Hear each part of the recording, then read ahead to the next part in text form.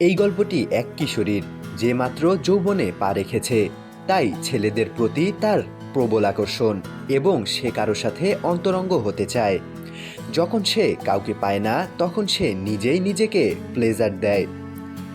আমরা দেখি অ্যালিস একটি ক্যাথলিক স্কুলে পড়াশোনা করে, যেখানে তাকে বারবার বোঝানো হয় যে বিয়ের আগে এসব করা সম্পূর্ণ ভুল এবং ঈশ্বরের দৃষ্টিতে পাপ। কিন্তু অ্যালিস নিজের আবেগকে নিয়ন্ত্রণ করতে পারছিল না।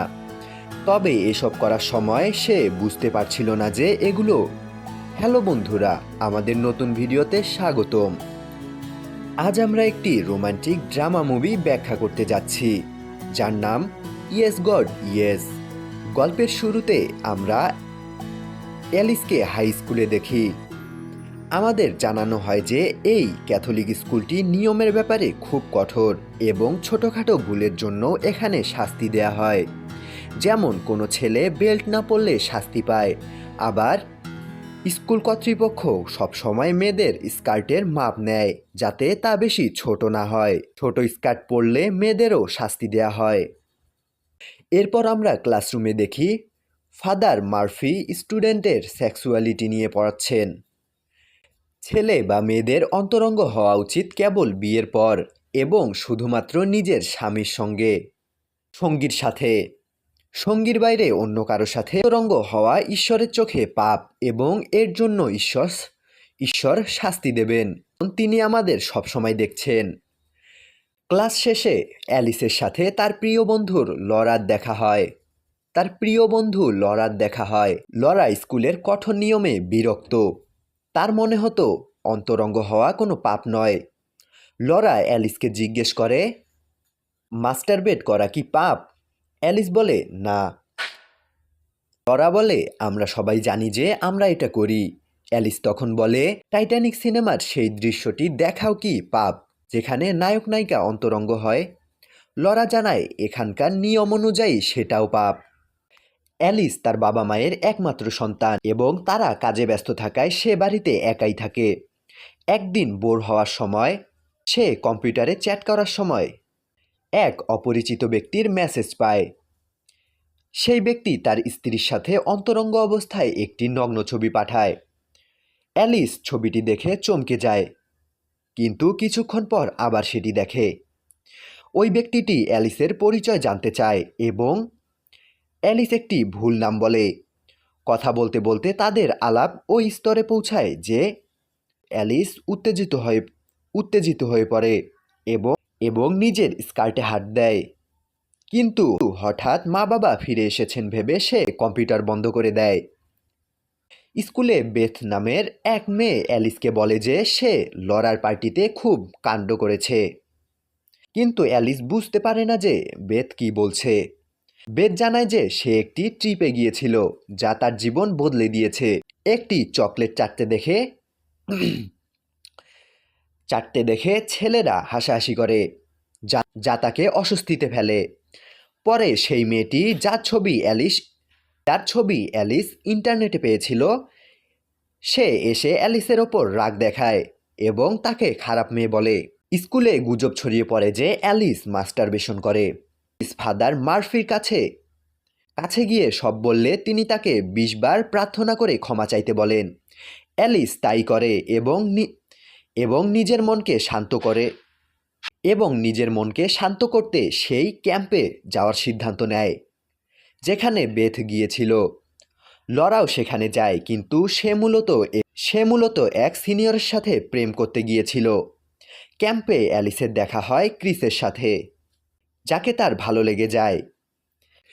ক্যাম্পের ইনচার্জ নিনা সবার ফোন জমা নিয়ে নেয়, কিন্তু অ্যালিস ফোন লুকিয়ে রাখে।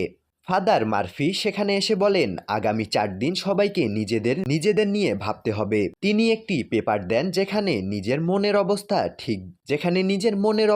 টিক দিতে বলা হয়। অ্যালিস ভুল করে টার্নড অন উত্তেজিত অপশনে টিক দিয়ে দেয়। পরে ভয় পেয়ে সেটা কাটাকাটি করে জমা দেয়। রাতে অ্যালিস মোবাইলে গেম খেলার সময় ভাইব্রেশনের মাধ্যমে নিজেকে প্লেজার দিতে শুরু করে, কিন্তু ঘরে ক্রস দেখে সে থেমে যায়। পরদিন ট্র্যাকিংয়ের সময় অ্যালিস ইচ্ছা করে আঘাত পাওয়া নাটক করে যাতে যাতে ক্রিস তাকে সাহায্য করে।